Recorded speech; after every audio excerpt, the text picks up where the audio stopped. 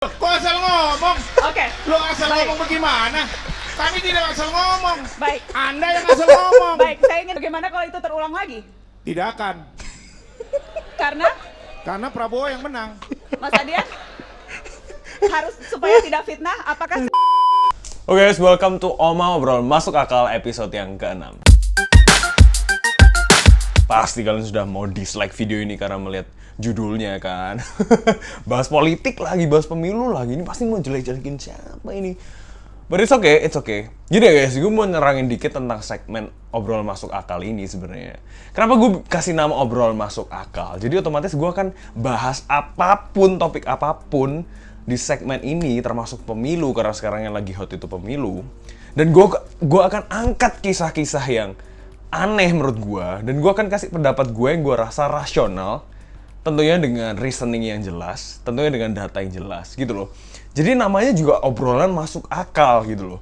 Jadi gue akan memberikan pendapat gue yang gue rasa masuk akal gitu ya, di tengah ketidak masuk akalan dunia ini ya kan, terutama pada panggung politik yang sekarang habis pemilu. Banyak hal-hal yang menurut gue kayak what ini irrational banget gitu kan. Makanya tuh di sini gue hadir untuk memberikan pendapat pribadi gue gitu. Jadi kalau kalian nggak suka dengan pendapat gue, kalian silahkan komen di bawah, nggak apa-apa. Kalau gue ada yang salah, silahkan komen dengan data dan fakta. Tapi inilah tujuannya, karena gue punya platform ini, gue pengen kemukakan pendapat gue, apa yang gue rasa rasional, apa yang gue rasa penting untuk orang itu aware, gue bakal bahas di segmen obrolan masuk akal ini gitu ya. Jadi jangan panas dulu, karena hari ini judulnya sudah jelas, yaitu Aksi Lawak Pemilu 2019. Di sini gue bakal bahas hal-hal yang kocak banget menurut gue terjadi setelah Pilpres dan Pemilu 2019 ini. Jadi kan kita tahu sendiri banyak drama yang terjadi. Prabowo klaim menang, sementara hasil quick count dari lembaga-lembaga survei yang sudah terverifikasi itu menyatakan kalau Jokowi yang menang. Prabowo klaim menang karena dia punya BPN ya kan, dia punya tim quick count sendiri, tim yang menghitung real count sendiri, formulir C1 dia kumpulkan juga dan lain sebagainya lah. Itulah, jadi banyak gonjang-ganjing di sini. Nah, kali ini gue udah kompilasikan beberapa video-video menarik ya kan, dari wawancara, kemudian hal-hal yang terjadi setelah Pilpres dan Pemilu 2019 ini yang gue rasa sangat lucu. Maksudnya sangat-sangat tidak masuk akal gitu, yang bikin gue ketawa antara gregetan ataupun ketawa setelah nonton video-video berikut ini. Jadi ya, kita langsung aja. Mari kita saksikan bersama beberapa video ini, terus nanti gue bakal komentarin. Dan ini pure pendapat pribadi gue. Oke, di video pertama ini ada Andri Rosiadi, Wakil DPP Sekjen Partai Gerindra. Ya kan ya, dia mengomentari tentang quick count dan lembaga-lembaga survei yang itu tadi yang ditolak mentah-mentah sama tim BPN Prabowo. Ini dia kasih pendapatnya dia lah gitu lah. Ya, saya rasa lembaga survei ini lucu juga ya. Mereka memframing Indonesia, membangun narasi kepada rakyat bahwa Joko Widodo dan Ma'ruf Amin ini menang 20%. Nah, yang dimaksud dia menang 20% ini adalah elektabilitas Jokowi, Ma'ruf Amin dibanding dengan Prabowo Sandi sebelum Pilpres. Jadi kan sebelum Pilpres tuh lembaga-lembaga survei ini kan mengadakan survei ya kan. Kira-kira tingkat elektabilitas Jokowi ini berapa ya dibanding dengan Prabowo gitu. Dan Jokowi memang waktu itu dinyatakan ada di angka sekitar 51%, sementara Prabowo itu ada di 33% atau 30-an persen. Akibatnya selisihnya 20%. Tapi yang perlu kita cermati di sini, lembaga survei ini yang waktu itu mengadakan survei sebelum Pilpres, ya kan, 50 plus 30 80. Berarti sisa 20% yang lain ini adalah undecided voters. Ini adalah orang-orang yang masih belum milih, belum tahu yang mana mau milih Prabowo atau Jokowi. Kita lanjutin dengerin dia ya. Ternyata, lalu mereka bilang margin of error kami 3%. Kami ilmiah. Kalau ilmiah berarti kalau 20 itu kalau meleset jadi berapa? 17 ya? Turun. Kan ada di undecided voter. Iya, anggaplah 17. Iya kan? Sama timnya TKN Jokowi diingetin kan ada undecided voters. Jadi hitungnya nggak bisa gitu dong. Sekarang hasil quick count yang setelah pemilu Pilpres, ya kan, Jokowi ada di angka 54. Terus tadi si Bang Andre bilang, ya kan, margin of error kami 3-4%. Berarti bener dong. Jokowi elektabilitasnya sebelum Pilpres dibilang 51%. Ternyata setelah hasil quick count Pilpres, Jokowi ada di angka 54% sampai 55%. Margin of error-nya berapa? 4. 3-4% kan? And I think bener dong berarti. Yang dilupakan dari Mas Andri Rosiadi di sini adalah itu tadi, ada undecided voters. Undecided voters 20%, 20-an%, orang yang memang belum milih, dan kita nggak bisa klaim dong dia mau milih siapa. Makanya lembaga-lembaga survei bilang, oh Jokowi tingkat elektabilitasnya 20% di atas Prabowo. Tapi ya sudah, kita dengerin ya, dia masih terus mengutarakan pendapatnya. Kita perlu harus mendengar dong, untuk mencapai mufakat itu harus sudah musyawarah. Belajar PPKN makanya ya. Nah, tiba-tiba survei quick count mereka yang 20 tuh berubah jadi 8%. Ada 12% errornya.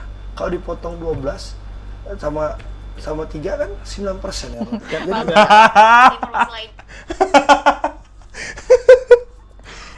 Jadi ini gue pasti kalau yang kalian mate kurang bagus nilainya pasti bingung dari apa yang dia omongin Pak Andri. Pokoknya intinya gini lah, dia tuh tetap kekeh bahwa kan lembaga survei itu bilang sebelum Pilpres Jokowi itu punya elektabilitas 20% di atas Prabowo. Tapi kok sekarang setelah Pilpres Jokowi itu 54, ya kan? Let's say 54%, Prabowo itu berarti berapa? 46. Berarti kan cuma selisih 8% doang. Itu loh. Jadi salah cara ngitungnya, ya kan? Kalian boleh setuju boleh nggak sama gue, tapi ini yang gue nyatain, gue rasa di sini gue yang masuk akal nih, gue yang masuk akal sebab, aduh, ya udahlah itu tadi lah guys. Ya menurut kalian sendiri gimana? Masuk akal atau gue yang masuk akal? Silakan komen di bawah. Kita lanjut lagi ya. Kita lanjut lagi. Badan Pemenangan Nasional Prabowo Sandi melaporkan sejumlah lembaga survei yang menggelar hitung cepat atau quick count ke KPU. Ada yang hasil perhitungannya itu bahkan melebihi 100% dari jumlah pemilih itu sendiri. Ada yang jumlah persentasenya juga dipaparkan di atasnya berbeda dengan apa yang ada di layar monitor televisi itu sendiri.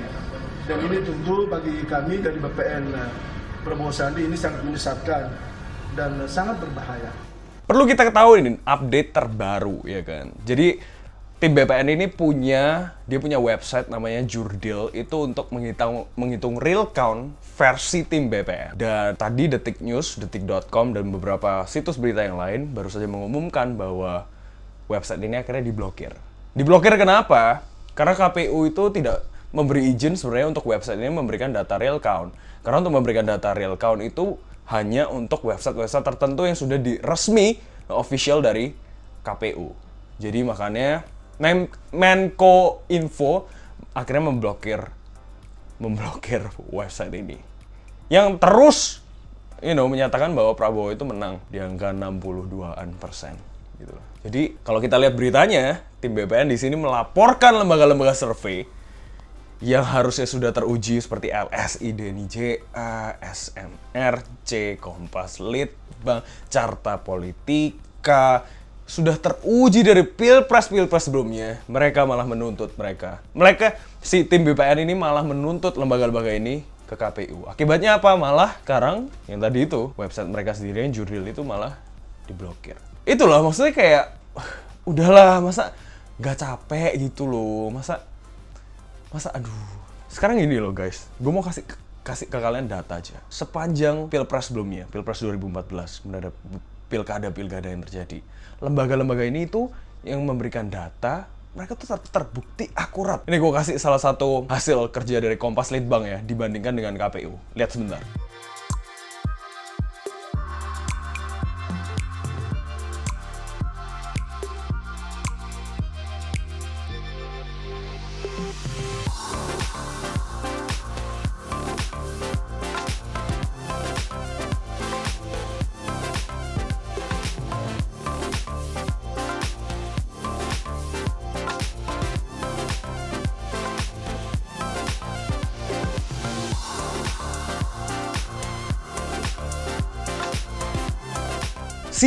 Hasilnya itu beda tipis banget. Margin errornya memang 1-2% doang gitu loh. Jadi masa iya sih sekarang tim BPN melaporkan beberapa lembaga survei ini, dikatakan mereka itu tidak akurat. Kan masa mereka itu tidak berpikir panjang sebelum melakukan keputusan itu.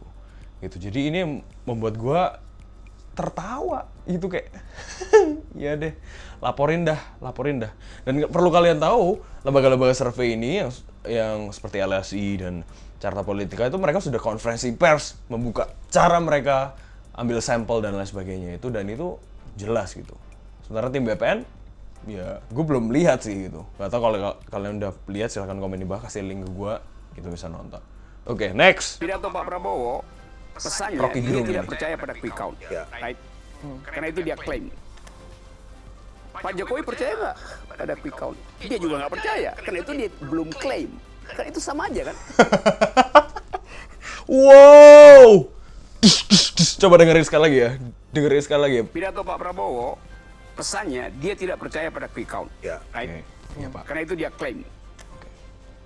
Pak Jokowi percaya nggak pada quick count? Dia juga nggak percaya, karena itu dia belum klaim. Kan itu sama aja kan? Wow, what a mind-blowing statement. Wah, perlu kita tahu, Rocky Gerung ini bukan politisi, tapi memang sepanjang karirnya dan sepanjang dia muncul di media dan lain sebagainya, memang dia sering kali selalu mengkritik pemerintahan Jokowi. Jadi memang kita tahu sendiri Rocky Gerung ini lebih lean ke arah Prabowo dan Sandi, dan nggak tahu ya kalau kalian nangkep gak kenapa gue ketawa mendengarkan statementnya Pak Rocky Gerung ini? Karena menurut gue maksa banget. Maksudnya gini, kalau ada kalau diri lu sendiri atau di dalam tim lu, Prabowo menyatakan kalau dia punya lembaga quick count sendiri dan dia menang, it's just not wise gitu loh. Itu nggak bijak. Udah titik, berhenti di sana. Tapi ya memang karena akademisi Rocky Gerung ini memang lebih lean ke Prabowo, ya dia berusaha sebisa mungkin kalau bisa ya belain Prabowo. Begini yang dibilang Rocky Gerung tadi ya. Dibilang kan Prabowo tidak percaya hasil quick count, makanya dia klaim berdasarkan data yang dia punya. Jokowi juga tidak percaya dengan quick count, makanya dia tidak klaim dengan hasil quick count. Tapi kan bukan gitu cara lihatnya. Jokowi belum klaim. Kenapa? Karena dia tunggu hasil keputusan KPU yang resmi. Sementara Prabowo bilang dia menang berdasarkan datanya dia sendiri. Udah jelas dong sekarang mana yang lebih bijak dan mana yang tidak bijak. Gue kasih analogi. Lu lomba nyanyi di Indonesian Idol, ya kan? Indonesian Idol. Lu menang by voting dari SMS penonton. Kemudian lu tampil, udah final nih. Tinggal lu sama si B, ya kan? Lu tampil luar biasa banget. Keren. Ya kan? Juri-juri bilang nih, kayaknya lu yang bakal menang deh. Kayak lu yang bakal menang. Juri-juri bilang, anggap juri-juri ini adalah quick count dari lembaga-lembaga yang terpercaya, sebab juri-juri ini juga terpercaya sehingga mereka bisa mengkritik kita, mengomentari kita.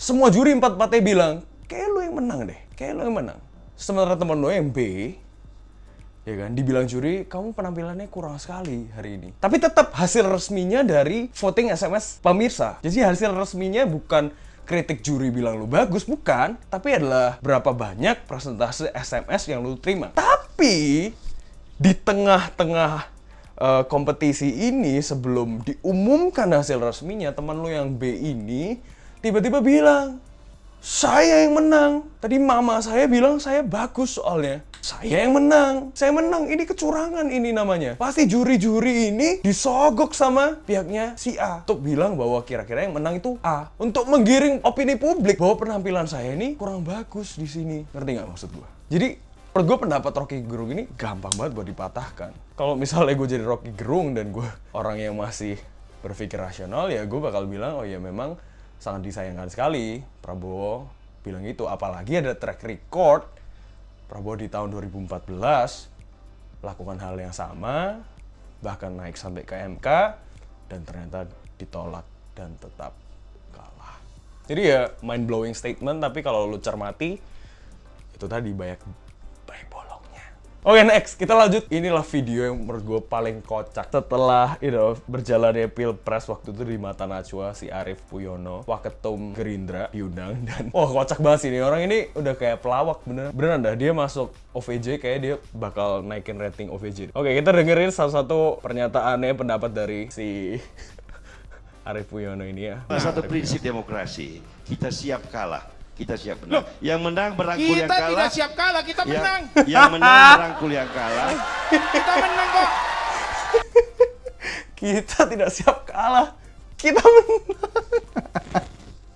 Oke, yang nggak rasional dari pernyataannya Mas Arief Puyono itu tadi KPU hasil resminya belum keluar. Hasil voting dari SMS pemirsa yang dianggap sebagai nilai untuk memenangkan lu itu belum keluar yang resmi. Tapi udah, kita tidak siap kalah, kita menang.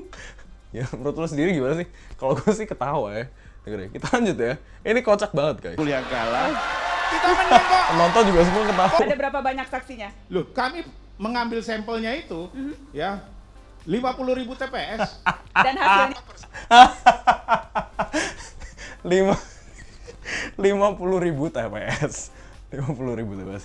Paling kalau gue dengerin konferensi pers pidato Prabowo yang pertama kali dia bilang exit poll sih. Exit poll dari 5.000 TPS aja. Hasil exit poll kita di 5.000 TPS. 5.000 TPS aja. Tapi gue nggak tahu kalau memang benar kalau quick count-nya ambil dari 50.000 TPS ya gue nggak tahu. Tapi gitu guys, 50.000 TPS tuh banyak banget dan that is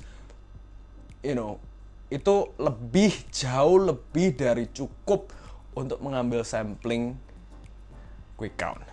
Karena lembaga-lembaga quick count ini yang gue tahu ambil dari 2.000 TPS aja cukup gitu loh untuk ambil datanya. Ini 50.000 TPS. Ya gue nggak tahu apa angkanya di markup atau tim BPN bisa bergerak secepat itu untuk dari 50.000 TPS 50.000 TPS sudah bisa kekumpul dalam satu hari karena ini syuting Mata Najwa waktu itu hari Rabu juga waktu pemilu.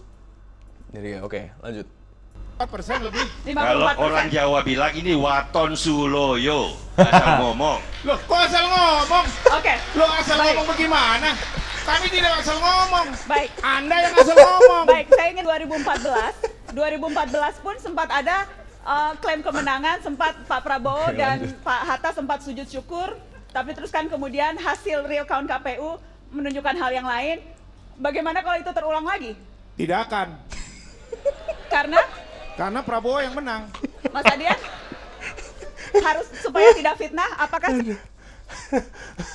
Aduh, ini orang kocak banget bener dah. Gue rasa lawan politiknya yang mau marah sama dia cuma bisa ketawa doang akhirnya. Tidak akan. Prabowo pasti menang. Aduh, yaudah gimana ya, ini udah tidak bisa masuk ke rasional lagi. Kenapa? Karena ya sudah tidak berpikir rasional, Bapak Arief Puyono.